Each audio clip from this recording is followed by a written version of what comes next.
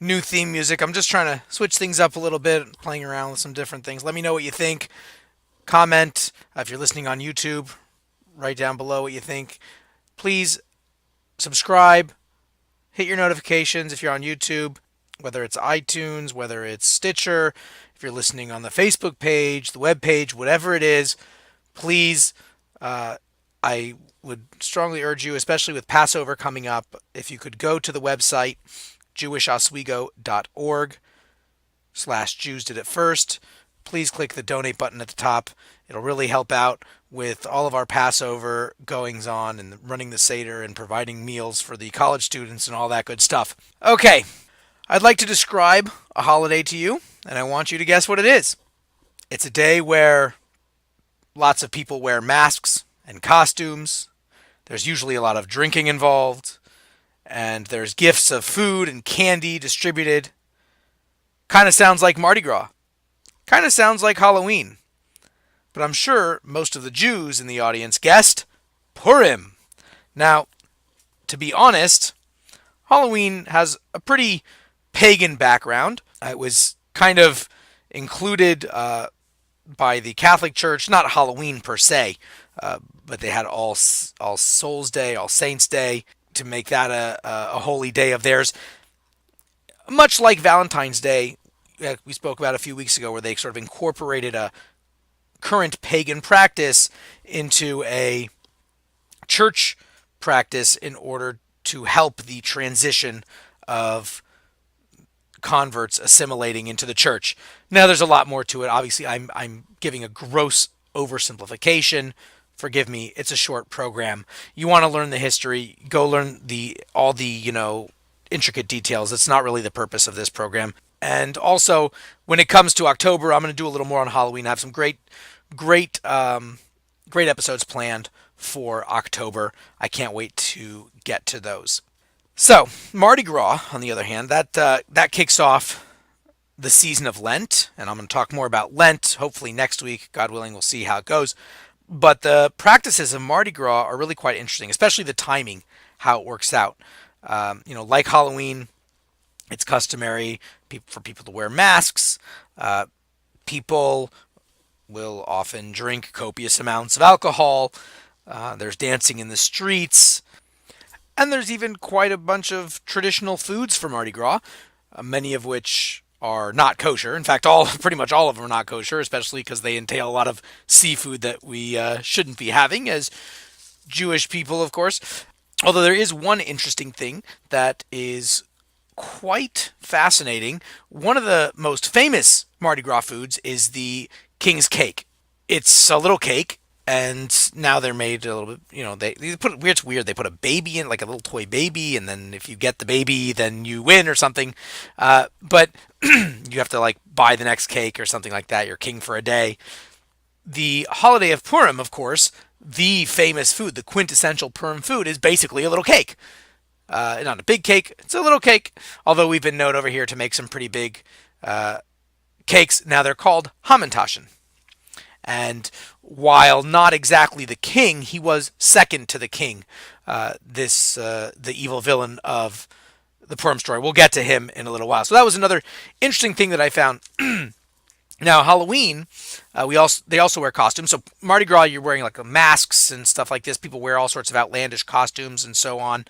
And Halloween is also all about costumes. Interestingly enough, Halloween is typically done at night. Mardi Gras, a lot of the celebration is done during the day. It's night and day.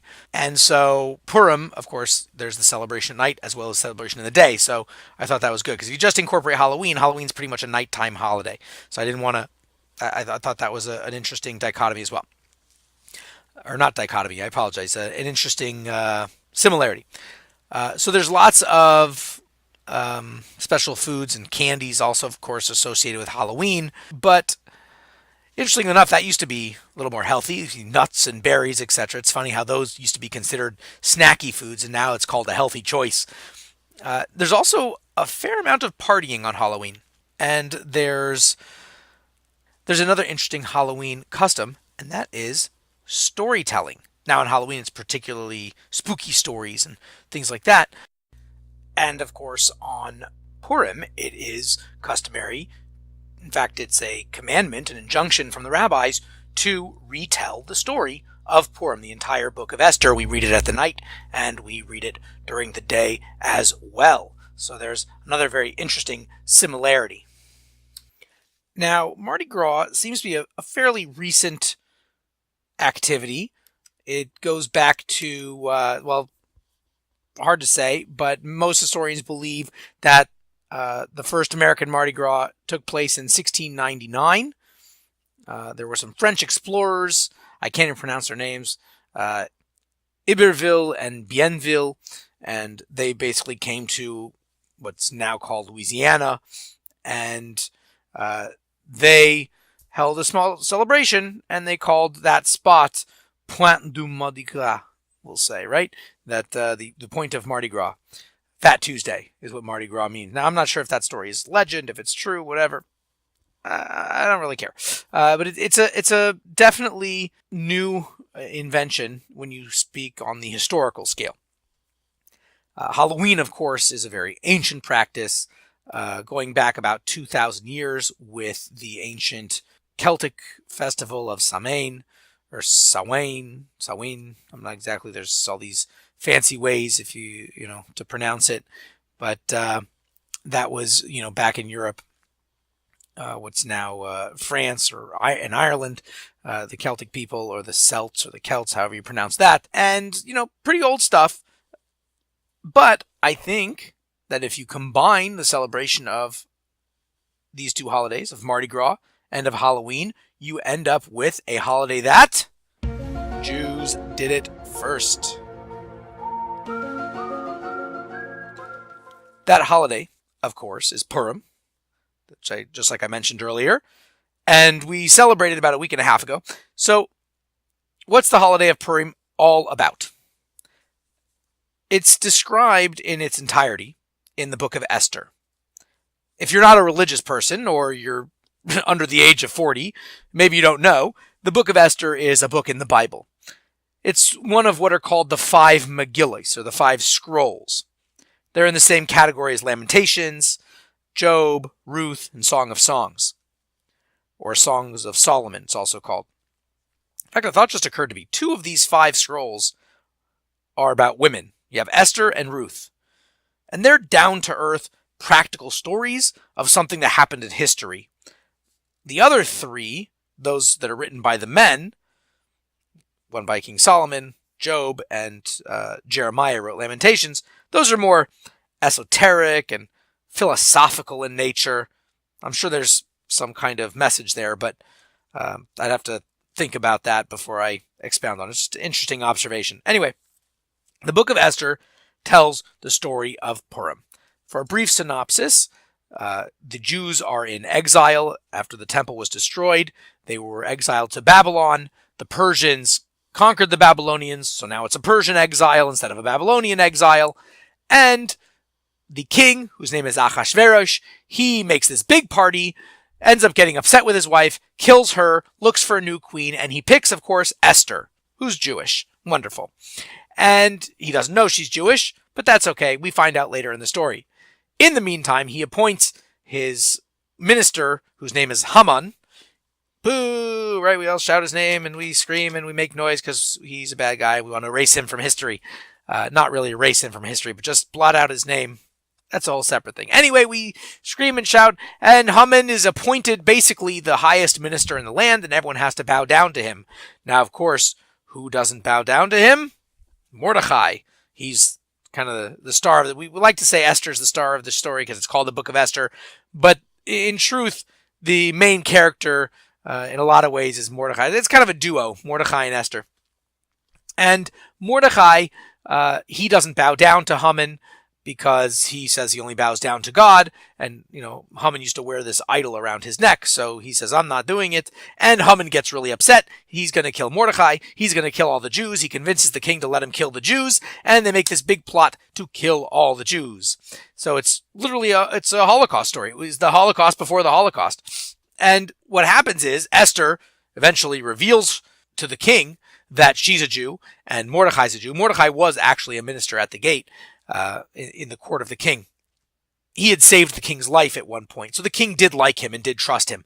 And so when Esther comes out and says, yo, I'm a Jew, Mordecai's a Jew, you're going to make this decree, you let Haman make this decree and kill our people, this is terrible. So the king gets outraged, oh, how could Haman do such a thing to kill my wife's people? And he has Haman killed, and it's this big miracle. And, Haman, who wanted to kill the Jews, is killed himself, and the Jews make this big party, and it's all recorded in the book of Esther. Or, a very brief synopsis, as we like to say, they tried to kill us, we won, let's eat. Well, if you look at the end of chapter 9, there's 10 chapters in the whole book of Esther. In fact, the last one's very short, so it's really just 9 chapters. The celebration that's prescribed includes lots of joy and feasting and giving gifts of food and money to the poor. So a lot of this, the celebratory activity sounds a lot like Mardi Gras and so on, Halloween. I'm not sure how much charity is given out, but it is coming to the Lent season, so I would imagine there's a lot of charity given as well. It's interesting. It says that all of this happens because the Jews upheld and accepted upon themselves that which they started and that which Mordecai wrote, namely in the book of Esther. What it doesn't say here is anything about costumes or anything like that, but that's been a tradition since the beginning. In fact, the whole story is about masks. In Deuteronomy, it says, Hastir Astir. Hashem says, Deuteronomy chapter 31, I think verse 18, God says, I will surely hide my face. This is seen as a hint to the book of Esther. Hastir Astir, the word Esther is in there. Esther means hidden. I will hide myself. So the whole thing is really this hidden aspect of God. In fact, you'll notice that God's name is not even mentioned one time in the entire book of Esther. That's because God is wearing a costume, so to speak, of nature. There's no overt miracles that happen, but the whole story is about the miraculous salvation of the Jews that happened at that time. And this is, by the way, this is about a half a millennia before even the Halloween stuff is discussed. So, okay, another interesting aspect is that you have Esther herself hiding her Jewishness, right, until the end of the story. You have Haman, the villain. He's pretending to be helping the king, but he's really just trying to get his own agenda passed. And you have the Jews, who are pretending to be regular Persians. They're attending Ahasuerus' feast and they're the whole party and they're enjoying it. And there's a whole thing that goes into that party. They were using vessels of the temple. It was this massive celebration. It was a 180-day party. That's 6 months. So they're pretending to be these good Persian citizens, but that's really a mask because really they are a separate group. They are the Jews. They have their own law. They have the laws of the Torah. Of course, they follow the law of the land, but that's not their main adherents. They are, in a certain sense, a separatist group. They're a nation within a nation. In fact, it seems that the only person who's not hiding is Mordecai. He's real. He's true. Unlike the rest of the Jews who go to the party, he stays home.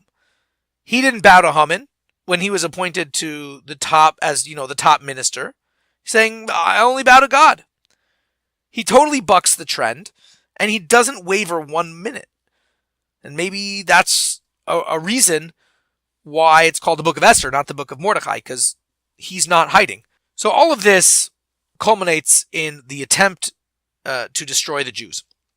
And only when the people unmask themselves and repent, only when Esther unmasks herself to the king and admits her Jewishness, only after Haman is unmasked as an evil, selfish, rotten, despicable human being, only after all of that are we saved from destruction.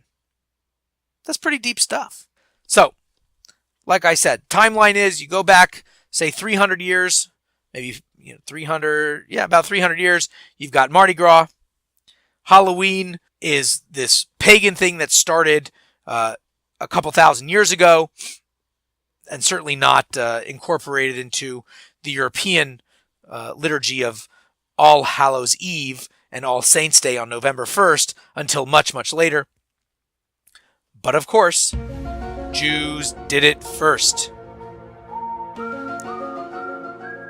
Like I said, the story of Purim, well before the holiday of Halloween, it spans a long time. It spans about 369 BCE to about 356 BCE. So it's a good decade there, at least a decade and a half. And this is even well before Hanukkah. Hanukkah doesn't happen until the second century, the mid second century BCE. So I encourage you to participate in this tremendous tradition. Now, we've already missed it this year. Happened a couple of weeks ago. But, for next year, go to a Purim celebration, and you know that you are celebrating one of the most ancient Halloween / Mardi Gras parties in the world. I'd like to end off with a short Torah thought for the week. This week's Torah portion is the Parsha of Vayikra, and it starts out listing a whole bunch of sacrifices, starts the book of Leviticus. And many of you may be aware Leviticus can be a very dry read, although I will say that with the teachings of Hasidus, of Hasidic philosophy, it is much more engaging and exciting and enjoyable. It starts out towards the beginning, Adam ki yakar mikem, that when a person brings a sacrifice from you, there's a very interesting question that's raised on the word order. Now, in biblical Hebrew, it does make sense. It's not a problem. But it's just a little bit odd. That's all. Because in biblical Hebrew especially, in modern Hebrew it's a little hard to play with word order, but in biblical Hebrew it's generally acceptable. But nevertheless, it is still a little bit strange when it happens. It shouldn't say, when a person brings a sacrifice from you, it should say, when a person from among you bring a sacrifice. Why does it say when a person brings a sacrifice from among you? What, are you sacrificing one of you guys? No, you're bringing a sacrifice. Should say, when a person from among you brings a sacrifice. According to Hasidic philosophy, the Alter Rebbe, the founder of the Chabad movement, explains that what's the purpose of a sacrifice? A sacrifice is not that you bring some animal or something like that, or flour or whatever the sacrifice happens to be, and that makes magic, some kind of thing where now your sin is gone. No, that's not it at all. The whole point is that you bring the sacrifice and you see what's going on and you feel like that should be you, right? Whatever's happening to the animal or the flour, it's getting burnt. You should be the one getting burnt on the altar. You did a terrible thing. Well, you don't deserve to live. You did such a horror. You dragged your soul through the mud and did such a despicable act. Whatever the sin was, doesn't matter. And that should be you. So what happens? You repent. You do what's called teshuvah. You atone for that sin. You feel bad. You have remorse. You resolve never to do it again. And you continue your life sin-free. That's the whole point. Where does the sacrifice come from? The sacrifice isn't the animal. The sacrifice is mikem. The sacrifice is from you. That when a person brings when you bring a sacrifice from you, you sacrifice something. You take your animalistic desires, your animal soul, your animal self, and you slaughter it. You give it up to Hashem. You say, that's it. I'm done. I'm going to do better. I'm not going to sin anymore. I feel bad for what I've done, and I'm going to be a better person. I'm not going to do this act again. So the whole point is that you bring a sacrifice from you. And the truth is, when we do things that are good, when we do things that are holy, it's not always easy. It's so much easier on the way down than on the way up. And so it requires a sacrifice. It requires you to summon from within you the strength and the fortitude to go on and to do the right thing and to not do the wrong thing. So everyone should have a blessing that this week especially we should tap into this power within ourselves, within our soul, that we will give ourselves to God, even if it's in a small thing, even if it's in, you know what, today I'm not going to eat this cheeseburger. Or when it comes to Passover, I'm going to make sure that I go to a Seder and I'm going to have the proper amount of matzah for the mitzvah, even though it tastes like cardboard. And I'm going to do the mitzvah. It's a sacrifice. Yes, sure. No one said it was going to be easy. Like my father always said, if it was easy, everyone would do it. That's the whole purpose of our existence here in a certain way, is to summon up within ourselves that spiritual fortitude to do the right thing, to sacrifice our animalistic desires, our, in many ways, human desires, and to activate and to engage our godly desires. Shabbat Shalom. Until next week.